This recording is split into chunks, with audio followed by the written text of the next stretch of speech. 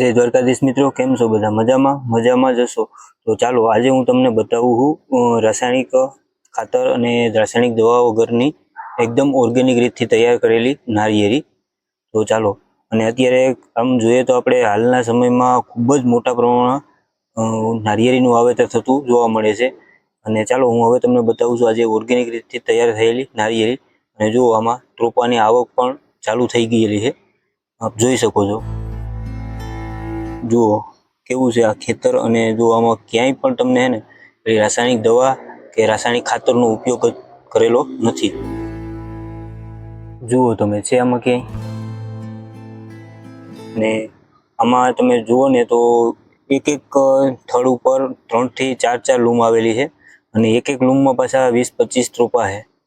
અને આ જુઓ ને તો એનો રોપ છે, જુઓ તમે એના પાનનો કલર જુઓ. અને આ જે એને વાવેતર કર્યું છે એનો 3 મહિના જેવો ટાઈમ થયો છે. તમે જોઉં તો આનો જે કલર છે પાનનો ને એનો વિકાસ તમે જોઈ જ શકો કેવો છે. જુઓ તમે, અને જો આ એક નારળી જ છે, એમાં કેટલા છે રોપા? 2-3 લૂમ જેવું છે. અને આ જો આ છાણિયું ખાતર છે એનાથી એનો જ ઉપયોગ કરી અને આ નારિયેળી આખી તૈયાર કરેલી છે. અને જે છાણિયું ખાતર હોય છે એમાં બધા જ પ્રકારના પોષક તત્વો હોય છે, અને એનું જ પરિણામ છે આ બધું તમે જુઓ છો જે નારિયેળી એમાં. અને આ એનું જીવામૃત છે, એ દર 2-3 મહિને ટૂંકમાં આપવામાં આવે છે પાણી સાથે. અને જીવામૃતમાં પણ એમ જ છે, ફૂલ ખૂબ જ મોટા પ્રમાણમાં પોષક તત્વો હોય છે.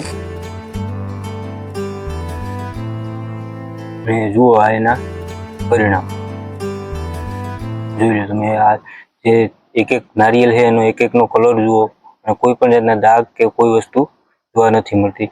અને આ નારિયેળીમાં પણ તમે જોતા જ હશો, કોઈ સફેદ માખી છે કે કોઈ ફૂગ, કોઈ પણ વસ્તુ જોવા નથી મળતી. જુઓ તમે, એક લૂમમાં 30 થી 35 રોપા છે. હવે જોઈ શકો છો, જુઓ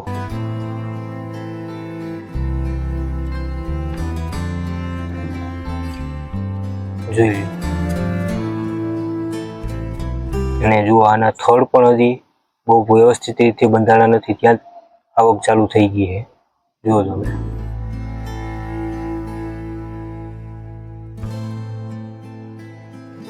અને જુઓ અને પાણી પણ એકદમ મસ્ત મીઠું છે, એટલે સ્વાદમાં પણ બહુ મસ્ત. અને અત્યારના સમયમાં આ નારિયેળનો ઉપયોગ ખૂબ જ પાણી પીવા માટે ખૂબ જ ઉપયોગી છે.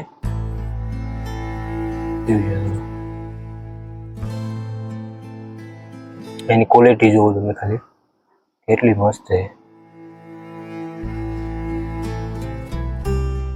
જો આ પૂર્વની સાઈડની છે, જો પૂર્વ આરામથી આંબી શકે. અને અત્યારથી એટલા રોપા ચાલુ થઈ ગયા છે, જોઈ લો તમે.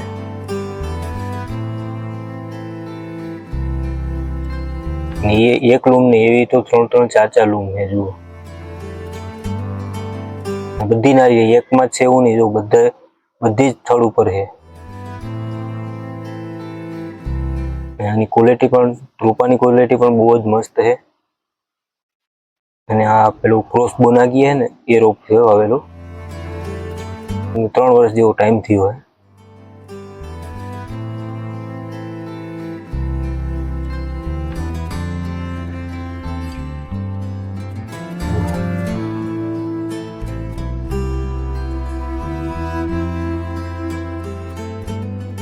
સારું એવું ઉત્પાદન મળી રહ્યું છે આમાં. હજુ આ ખેતર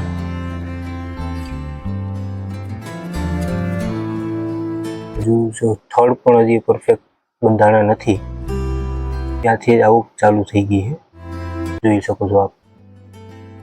આવા જ વિડીયોને જોવા માટે લાઈક કરો, શેર કરો અને